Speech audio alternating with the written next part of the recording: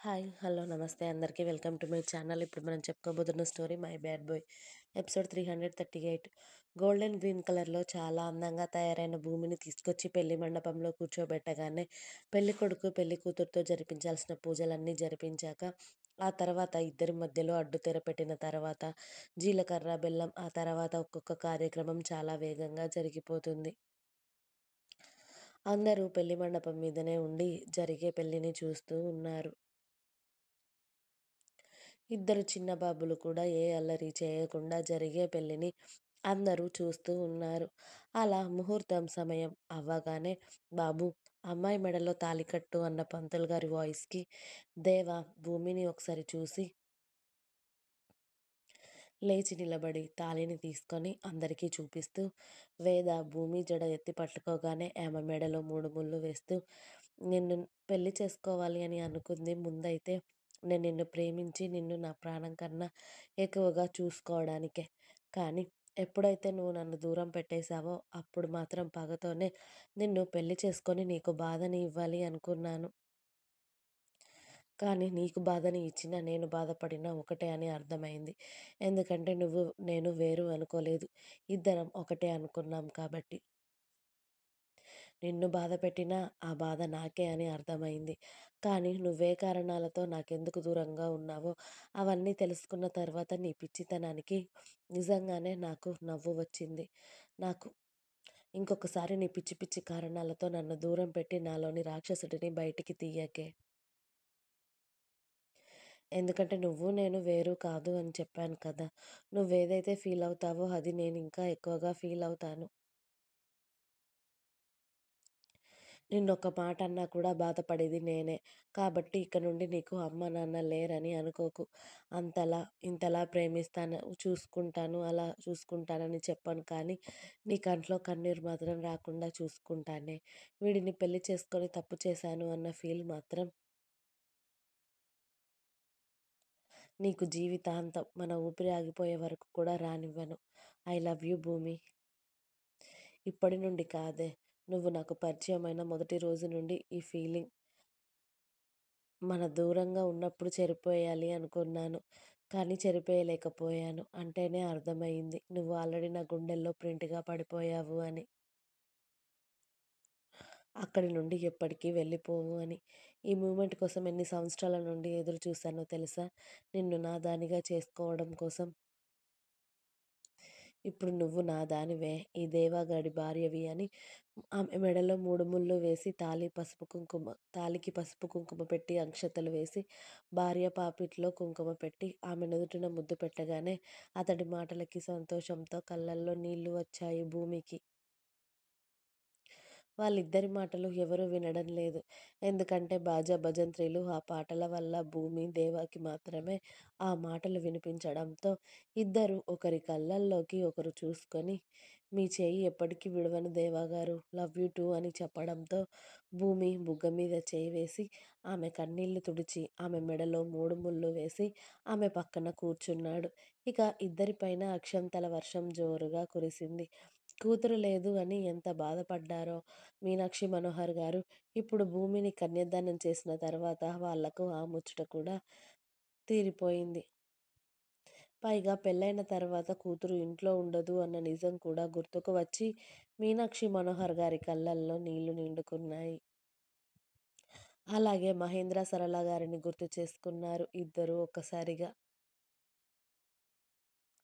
మీనాక్షి మనోహర్ గారు చాలా ఎమోషనల్ అవుతున్నారు అని చెప్పి రుద్ర వాళ్ళిద్దరి మధ్యలోకి వెళ్ళి ఇద్దరి భుజాల మీద చెయ్యి వేసి ఇద్దరిని దగ్గరికి తీసుకొని, "చెల్లి ఇంత సంతోషంగా ఉన్న సమయంలో ఎవరైనా ఏడుస్తారా మమ్మీ, డాడీ? ఊరుకోండి, చెల్లి చూడండి ఎంత సంతోషంగా ఉందో" అని అల్లరిగా ముత్యాల తలంబ్రాలు పోసుకుంటున్న కొత్త వధూవరులని చూపించాడు రుద్ర.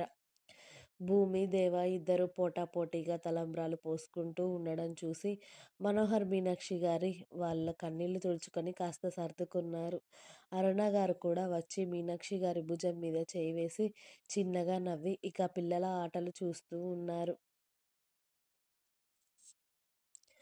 ఇక తలంబ్రాలు, ఆటలు అయిపోగానే ఇంకా చాలా తతంగాలు, కార్యక్రమాలు అన్నీ పూర్తి చేసేసరికి చాలా సమయమే పట్టింది. ఇక పెళ్లి దాంతో పూర్తవ్వగానే పెళ్ళికి వచ్చిన బంధువులు, గెస్టులందరూ వచ్చి కొత్త వధూవరులని అక్షతలు వేసి ఆశీర్వదించి, గిఫ్ట్స్ ఇచ్చి, భోజనాలు చేసి వెళుతూ ఉన్నారు. రుద్ర వాళ్ళ ఇంటి రిటర్న్ గిఫ్ట్స్ అందుకొని. గెస్టులందరూ తిన్నాకే ఇక వీళ్ళందరూ తినాలి అని అనుకున్నారు. కానీ వేద, జెస్సీ బాబులకి పాలివ్వాలి కాబట్టి ముందుగా పిల్లల్ని వీళ్ళు పట్టుకొని వేదాకి, జెస్సీకి ముందుగా భోజనం వడ్డించడంతో వాళ్ళిద్దరూ తిన్న తర్వాత వాళ్ళిద్దరూ కొడుకుల్ని పట్టుకున్నాక ఇక మిగిలిన వాళ్ళందరూ కూడా భోజనాలు చేసి వచ్చారు. కానీ వధూవరులకు మాత్రం ఇంకా ఏమీ ఇవ్వలేదు. ఎందుకంటే బంధువులు వస్తూనే ఉన్నారు కాబట్టి వాళ్ళకి చెరో గ్లాస్ జ్యూస్ తాగించి మాత్రమే ఊరుకున్నారు. అలా అదంతా కంప్లీట్ అయ్యేసరికి ఈవినింగ్ అవ్వడంతో అప్పుడే ఇద్దరికీ భోజనాలు పెట్టాక ఇక డీజే పెట్టడంతో భరత్ కూడా స్టార్ట్ అయ్యింది. ఇక అందరూ డాన్సులు చేస్తూ ఉంటే భూమిని, దేవాని ఇంట్లోకి తీసుకువెళ్ళి అప్పగింతల ముందు జరిగే కార్యక్రమాలన్నీ పూర్తి చేసిన తర్వాత అప్పగింతలు మొదలవ్వడంతో ఇక అందరి మొహాలలో బాధ ఇట్టే కనిపిస్తూ ఉంది. మీనాక్షి గారు, మనోహర్ గారు భూమిని పట్టుకొని అస్సలు వదలకుండా ఏడుస్తూ ఉంటే భూమి ఏడుపుకి అస్సలు కొదవే లేకుండా పోయింది. ఇక ఎవరైనా ఏడవడం చూస్తే మన వేద పాప ఇట్టే ఏడుస్తుంది. కాబట్టి కొడుకుని రుద్ర చేతికి ఇచ్చి తను కూడా ఏడుస్తూ ఉంటుంది. ఎక్కడికి వెళ్తుంది తను? వేరే దేశం ఏమైనా వెళ్తుందా? 2 గంటలు ఎంత దూరం ఉంటుంది మనకి? కావాల్సినప్పుడు వెళ్ళి తనని చూడొచ్చు. తను మనల్ని చూడాలనుకున్నప్పుడు వచ్చి తను చూస్తుంది. అయినా తనని బంగారంలా చూసుకునేవాడు దొరికాడు. మీరెందుకమ్మా బాధపడి తనని బాధ పెడుతున్నారు? ఊరుకోండి అని రుద్రనే అందరినీ సముదాయించి దేవ, అరుణ గారు అడగకపోయినా కూడా వాళ్ళు సంపాదించిన ఆస్తిలో 4వ వాటా భూమికి ఇచ్చేశారు. భూమి ఎంత వద్దు అని చెప్పినా కూడా నువ్వు ఈ ఇంటి బిడ్డవి. నీకు దక్కాల్సిన హక్కు నీకు దక్కే తీరాలి అని దేవా చేతుల్లో ఆ పేపర్స్ పెట్టేయడంతో నేనడిగానా ఇప్పుడు? అన్నాడు దేవ. నువ్వు అడగకపోయినా మేమివ్వాలి కాబట్టి ఇస్తున్నాం. నా చెల్లి జాగ్రత్త. నువ్వు జాగ్రత్తగా చూసుకుంటావనుకో.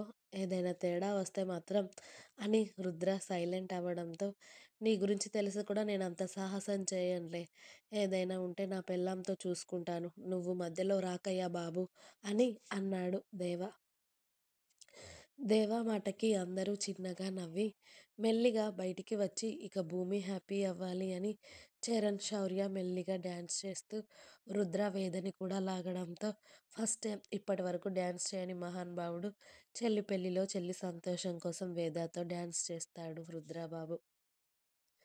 రుద్ర, వేద డ్యాన్స్‌కి మొత్తం అక్కడ ఉన్న వాళ్ళందరూ కూడా హుషారుతో ఊగిపోయారు. ఆ తర్వాత జీవన్, సారిక, ఆ తర్వాత చరణ్, సమీర, శౌర్య, శ్రావణి, రిషి, జెస్సీ, మీనాక్షి, మనోహర్ గారు, సంధ్య, సంజయ్ గారు,